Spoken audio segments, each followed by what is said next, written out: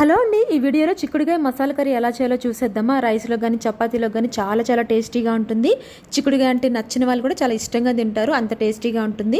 దీనికోసం అయితే ముందుగా చిక్కుడుకాయలని ఈ సైజులో అయితే కట్ చేసి పక్కన తీసి పెట్టుకోవాలి.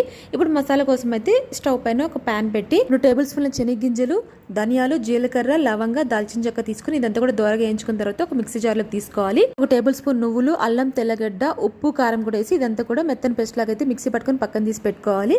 ఇప్పుడు స్టవ్ పైన కుక్కర్ పెట్టి ఆయిల్ పోసి ఆయిల్ వేడెక్కిన తర్వాత 1 టేబుల్ స్పూన్ ఆవాలు, జీలకర్ర, సన్నగా కట్ చేసి పెట్టుకున్న ఆనియన్స్ కూడా వేసి ఇది 1 నిమిషం పాటు బాగా ఫ్రై అయిన తర్వాత సన్నగా కట్ చేసి పెట్టుకున్న టమాటో ముక్కల్ని కూడా వేసి ఇదంతా కూడా 1 నిమిషం పాటు బాగా ఫ్రై అయిన తర్వాత మనం మిక్సీ పట్టుకున్న ఈ పేస్ట్ని కూడా వేసి ఇదంతా కూడా పచ్చివాసన పోయి ఆయిల్ పైకి తేలేంత వరకు అయితే బాగా ఫ్రై చేసుకోవాలి. పసుపు, చిక్కుడుకాయలు కూడా వేసుకొని ఇదంతా కూడా ఇంకొక నిమిషం పాటు అయితే బాగా ఫ్రై చేసిన తర్వాత కర్రీకి ఎంత వాటర్ కావాలో అంత వాటర్ కూడా పోసుకొని కుక్కర్ మూత పెట్టేసి 4 విజిల్స్ వచ్చేంత వరకు అయితే మనం కుక్ చేసుకోవాలి. విజిల్స్ తర్వాత కుక్కర్ మూత ఓపెన్ చేసేసి 1 టేబుల్ స్పూన్ గరం మసాలా, కొద్దిగా కస్తూరి మేతి కూడా వేసేసుకొని 1 నిమిషం పాటు ఉడికించుకొని లాస్ట్లో కొత్తిమీర చల్లుకోవడమే. ఎంతో టేస్టీగా ఉండే చిక్కుడుకాయ కర్రీ రెడీ.